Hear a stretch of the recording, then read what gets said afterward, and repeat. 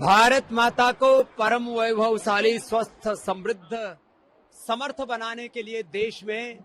करीब 25 लाख बहनें सेवा दे रही हैं। उसमें आज 20,000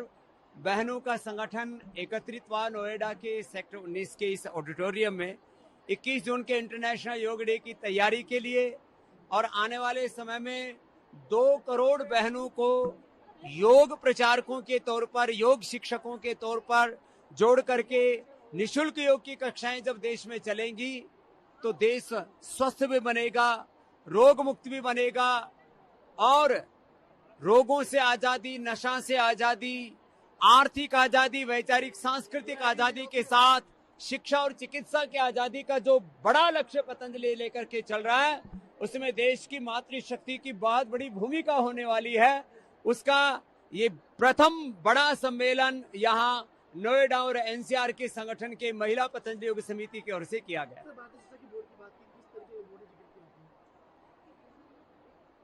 दुर्भाग्य से कोई भी सेंट्रल बोर्ड या जो स्टेट बोर्ड है, उन बोर्डों में हमारे सनातन धर्म और भारत बोध का समावेश नहीं है, और एक मूल्यहीन शिक्षा, खाली एक तकनीकी शिक्षा, एक यांत्रिकी शिक्षा है। भाषाई बोध है, विषय का बोध है, लेकिन आत्मबोध, भारत बोध और सनातन बोध से वंचित वो शिक्षा व्यवस्था वो परिणाम नहीं दे सकती जो शिक्षा के द्वारा व्यक्तित्व, चरित्र और नेतृत्व निर्माण होना चाहिए। इसलिए आजादी के 75 वर्ष बाद मोदी सरकार के हम कृतज्ञ हैं। श्रद्धेय नरेंद्र मोदी जी और देश के गृह मंत्री अमित शाह जी से लेकर के पूरी इस वर्तमान केंद्रीय सत्ता ने भारतीय शिक्षा बोर्ड का जो गठन किया है, उससे शिक्षा की आजादी का एक नया दौर शुरू होगा, और ऐसे व्यक्तित्व, नेतृत्व, चरित्र तैयार होंगे जिससे भारत का गौरव बढ़ेगा और एक ऐसे विश्व नागरिकों का निर्माण होगा जो विश्व में भारतीयता का गौरव बढ़ाएगी। मोदी जी